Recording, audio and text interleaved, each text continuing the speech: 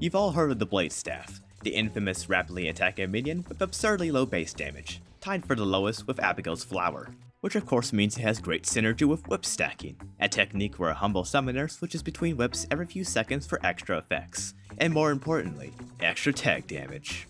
75% of this tag damage can be added onto the Blade Staff's damage for sometimes an absurd increase in DPS.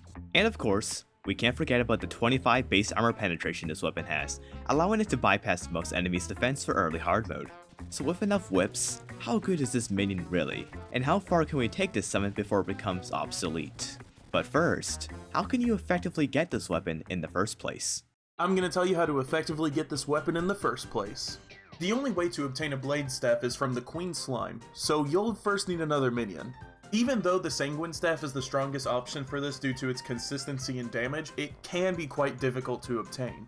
There also exists the Abigail's Flower and the Spider Staff, which while being less consistent, both still offer high damage output, and they can both be obtained considerably easier. Now for the whip, you'll want to use a Firecracker, which can be dropped by the Wall of Flesh. Then, as for the arena, Kepples finds one that is platformless with lava on the floor to be quite effective for the fight, as it neutralizes her minions from becoming a major problem. Alternatively, you can just use a regular long multi-platform arena, as long as you avoid backtracking whenever possible to avoid minion spam. Now, when fighting her, keep some distance during the first phase, but for the most part you can attack her freely from the sides. Then, once she gets to her second phase, moving in one direction horizontally on a fast mount works wonders here, but some minions will have difficulty catching up. So, if you want more damage from those minions, use the lava arena to counter her minions and aim to be below her on the side. If she does her orb attack, there's a couple easy gaps to squeeze in between, mainly on the sides. If you see her doing her slam attack, move away as quickly as possible via a dash or flight. So, here's to hoping you get a Blade Staff on your first try. Thank you. So how effective is the Blade Staff against its intended foes? For most of these fights, I prioritize using the Blade Staff with whips that provide summon tag damage, as Firecracker's on-hit effect isn't very effective with Blade's critically low base damage. But I've also done a handful of Firecracker related tests to compare anyways. Now to the 3 mechanical bosses, the Blade Staff performs the worst against the Destroyer. The Blade Staff doesn't seem intended for this fight, as the blades don't hit many segments at a time, and their damage is also reduced slightly by not having enough armor penetration. Now what about the twins? While the Blade Staff performs better here than before, it still falls behind Sanguine a tad overall. However, the Cool Whip has longer reach than the Firecracker, allowing players to more easily hit Spasmatism during its phase 1, which may count as a win for Blade Staff indirectly. Now Skeletron Prime on the other hand finds the Blade Staff to be around an equal with Sanguine when making use of whip stacking, as the latter's lack of armor penetration may help push it down to Blade Staff's level. Fighting Dooffish on pre-mech is also an option with the Blade Staff, although expect a gruesome 4 to 5 minute fight due to higher defense in the first phase. However, out of all the bosses tested for this video, the Blade Staff really shines against Plantera. She is a great candidate for whip stacking, as her attack patterns are quite simple, is a large target, is usually reachable, and doesn't require complicated movement to avoid. Plus, the Durendal now exists, offering 9 summon tag damage, and on its own it allows Blade to surpass Sanguine. But there is a new foe, the Optic Staff, and when combined with 3 spiders from the Spider Staff, it is well ahead. If we introduce a second whip into the mix, being the Cool Whip, then Blade Staff inches closer, being well ahead of Sanguine at this point, but still a bit behind the mix. Next, we introduce a third whip, the Spinal Tap, and now Blade is only mere inches away from the Optic and Spider duo. However, a fourth and final whip, the Snapthorn, allows the Blade to finally surpass them for real this time, cementing their place at the top. Switching between 4 whips can be quite difficult though. In fact, only 6% of my audience bothers to use 4 or more whips. The idea is actually quite simple though.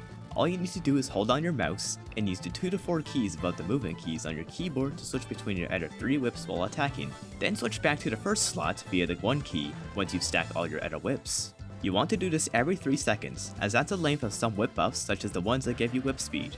Although summon tag actually lasts 4 seconds instead of the previously mentioned 3 seconds that the buffs had. You can also bind extra buttons on your mouse to any of the 4 keys to access some of them easier, though it's important that you don't rebind the controls for hotbar slots in the settings, as you lose out on the ability to automatically switch weapons when hotkeying while attacking. Alternatively, you could just use Firecracker and Durendal, the Spider Optic combo, and get around the same amount of DPS, but where's the fun in that? Actually, it's kinda fun doing that too. Anyways, after Plantera, it seems like the fun ends for Blade Staff, As against Golem, the 2 new options available from the Dungeon and Eclipse surpass even a quadruple whip stack blade staff with only 1 whip. And it becomes even more of a joke when you introduce Pumpkin Moon gear and the Xeno staff into the mix, as shockingly, the post-Golem gear puts the pre-mech weapon in shambles. Still, the blade staff does pretty well for a pre-mech minion, although the whips may be doing a fair bit of the heavy lifting. But what if we use a Kaleidoscope drop from the Empress? It has 20 summon tag damage, which should increase our blade's damage by quite a lot. So let's assume we take care of the Empress and the Pumpkin Moon for their gear before fighting a different boss, such as the Duke. Does anything change? Well, actually yes, as now the blade staff manages to keep up with the other main minions for the stage, except for the Xeno staff, which also benefits a lot from the excessive whip stacking, and is just a really good minion for the stage in general. But what if we just keep adding more whips? Well, using more than 4 whips becomes increasingly difficult as you need to reach further across your keyboard to access later hotbar numbers, and it becomes difficult to keep track of them. Also, the extra summon tag gain from lower tier whips gets completely countered by not using strong whips such as Kaleidoscope or Morningstar as much during the fight. So there's not really a benefit to using more whips here aside from, it's funny. So unsurprisingly, the blade staff remains a great option for the early to mid Hardmode stages of the game, even if it is locked behind a somewhat annoying boss to defeat. But once we introduce post-Plantera minions into the mix, things went south for the blade staff. However, stronger whips such as the Kaleidoscope did give second life to the daggers, but it's still difficult to recommend using the blade staff when other minions at the post-Plantera stage can do better without needing quadruple whip stacking to be fully viable. But overall, blade staff is great, as expected. That's all I have to say though. As usual, the kill times for this video should be in the description. I also tested whip loadouts for a lot of bosses in this video, but didn't end up using any of the tests in this video. But if you like more videos where I go in depth on Terraria things, you might like this video where I go over the titanium armor set and its benefits and downsides. And if you felt like you got something out of this video, feel free to subscribe. Thank you to our members, and thank you for watching. Wait a minute, the Finch staff, it's just a pre-Hardmode blade staff. Get them, my scarabs!